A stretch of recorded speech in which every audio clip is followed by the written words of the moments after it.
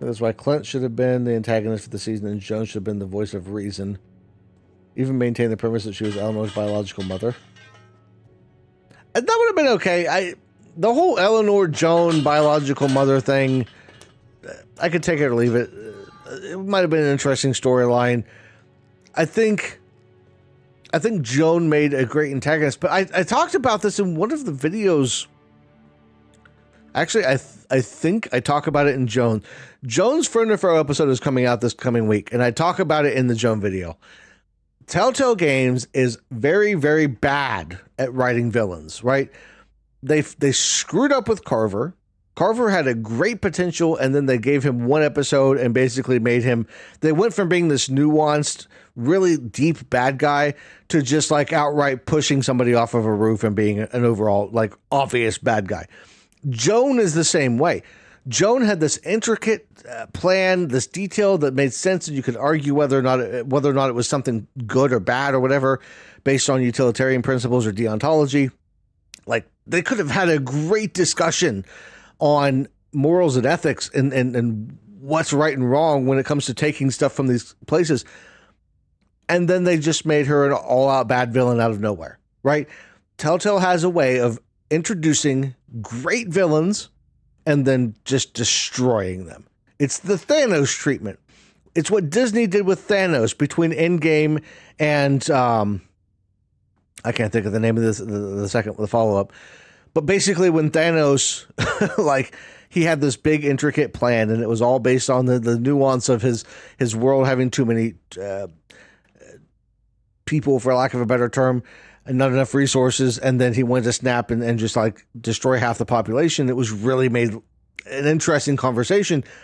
And then the follow-up Thanos is just like, no, I just want to kill everybody for the sake of killing everybody. Like, give me a nuanced bad guy that makes a good argument for their case any day over something like what we got with Joan and Carver. Well, no, she shouldn't have a reason to help Javi's group. I think Joan should have a reason for what she does, and it makes it really cool to have that conversation, because at the end of the day, the question is, and I bring this up in the Joan video too, utilitarian principles, right?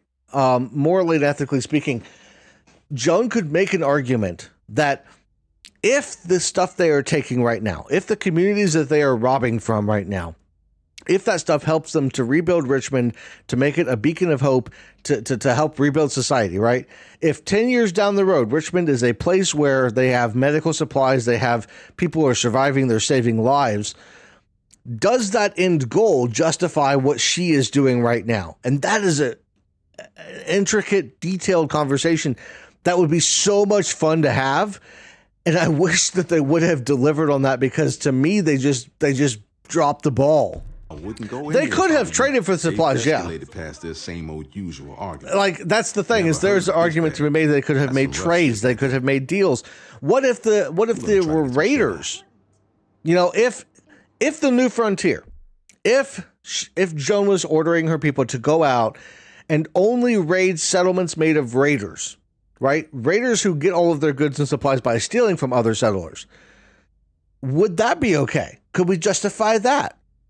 You know, where's the line? How do you draw it? What if Joan had made that call, but then somebody like Max had decided that he wanted to do something different? He didn't care if they were raiders or not. You know, Badger. Badger was a great example of somebody who could have been going against Joan's orders.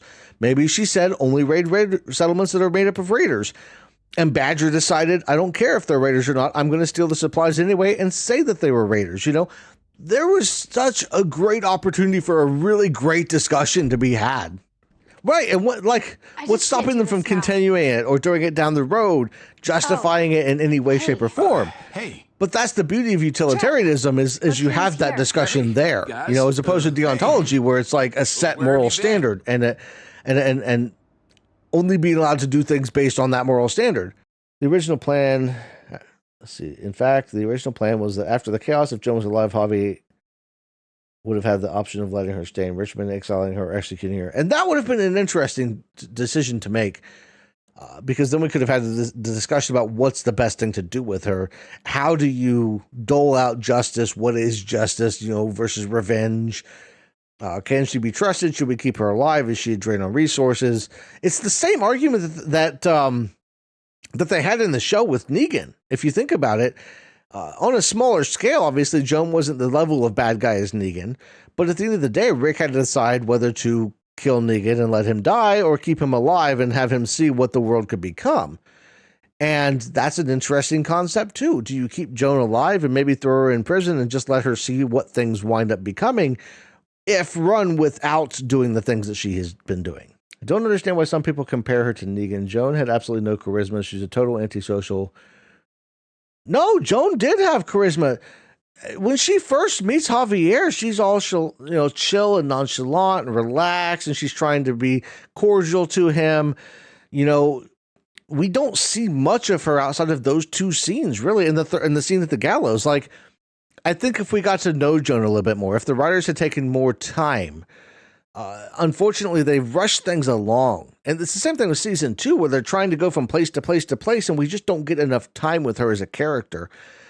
She was sending people out the same way Negan was to take supplies. She just wasn't directly participating in those raids. She was just sending people to do it. That's the biggest difference between them, is that Negan was out there doing it, and he would show up at the first meeting for a lot of the things and make an example of this is what's going to happen to you if you don't do these things.